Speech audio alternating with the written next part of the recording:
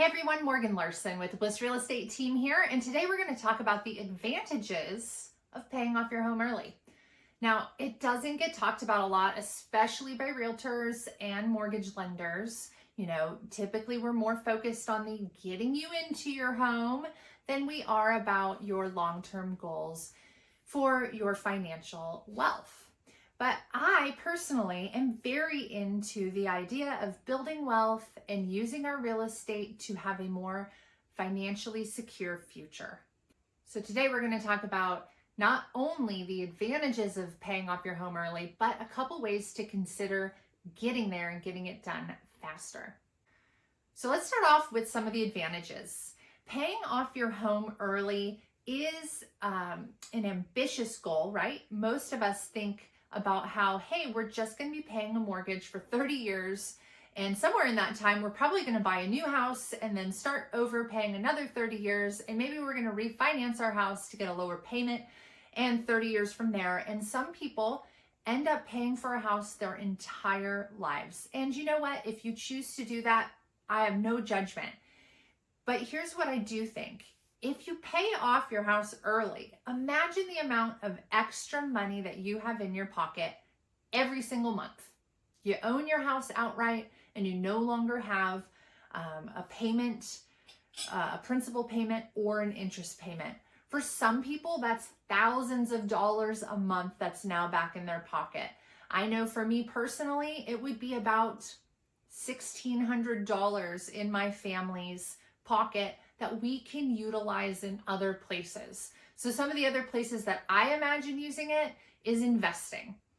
I also picture going on vacations. I also picture the fact that I could retire early. So this is actually one of the advantages of paying off your house early.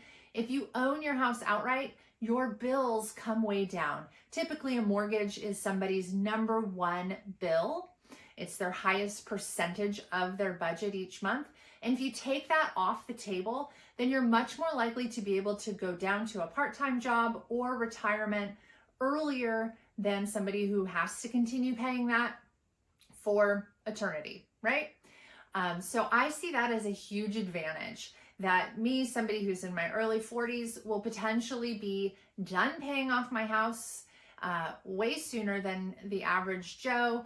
And therefore I can retire earlier. I mean, there's much more to that plan, but it's one segment of it. So I think that those two advantages are really the biggest thing in my mind, that I can either take that extra money per month and invest it elsewhere or do something else with it. And I am minimizing my monthly bills so much so that theoretically I could work less or none if I put other parts of my plan in place. So how do we get there? How do we pay things off early? Traditionally, everybody always talks about taking out a 30-year mortgage, and this day and age, very few people actually put 20% down. They often start with anywhere from 3 to 10% down. Some people put as little as 0% down, which means that you have zero equity when you first own that house. The more you put down, the more instant equity that you have. So that's why it's always recommended to start with 20%. But of course, it's not always feasible. Totally get that. And I actually do strongly believe that getting into home ownership is more important than having 20% equity to start with. But of course, the more of a down payment that you start with, the faster you pay off a house. So that may mean that you have 20% of a $300,000 house, or you have 10% of a $600,000 house. Both of those are $60,000. And so you have to make your choice. Maybe you want to buy less of a home and have more of a down payment and more equity. That can help you pay off your house faster. That's tip number one. That being said, another thing to highly consider is instead of starting with a 30-year mortgage, start with a 15-year mortgage. 15 years doesn't sound that far in the future, and it really isn't. If you're 30, that means you'll have it paid off by age 45. If you're 45, you'll have it paid off by age 60. Still not bad. And frankly, if you're 60 right now, you would still have the house paid off at age 75. So if you already own a house, you actually can refinance into a 15-year loan. And if you haven't bought one yet, I would highly look into it.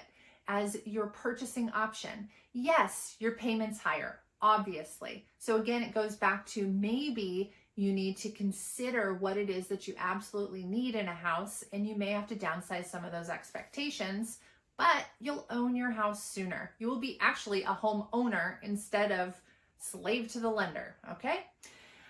Sorry, a little preachy there. So yes, a 15-year mortgage is a valid option to get your home paid off sooner. I know it can be a little scary. People talk about, well, what if an emergency comes up or so on?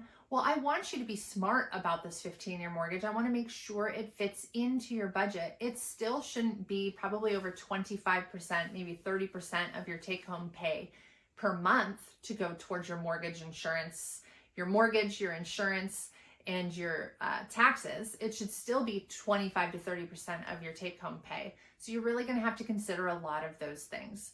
Other options to pay off your house faster than the 30 years. So let's say you're already in a 30-year mortgage. Pay extra every month, pay extra lump sums when you've got it, pay extra toward that payment, and it will take years off of the mortgage time frame. It will also take thousands of dollars off the interest that you're paying. So you can do that with a 30-year mortgage. You can do that with a 15-year mortgage. You can always pay extra. And personally, I suggest it. I know there are going to be a lot of naysayers about that one because people talk about, well, what if I put that money into the stock market? I really think that it should be a dual plan. I want to pay my house off early and I'm investing in the stock market. It's not one or the other. People take these things way too far one direction. And I'm not saying put all your eggs in one basket and pay off your house early to sacrifice a retirement plan. It's all of the above if you can afford it.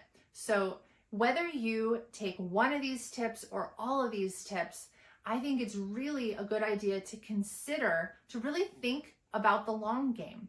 Think about where you're going to be in 15 to 30 years and if you would like to see yourself there with no more mortgage payment. By the way, even if you aren't in your forever home, having a goal to pay off your house can open up so many options when the time comes to buy a new house. It does mean that you actually have a larger down payment when you sell to buy the new house, and maybe it means that you end up having hundreds of thousands of dollars to buy another house cash. So I can talk on this forever clearly. And if you have questions about this, please don't hesitate to reach out.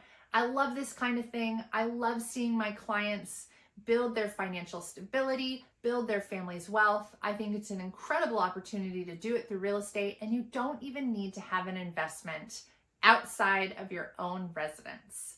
So take care, everybody. I look forward to talking to you next week.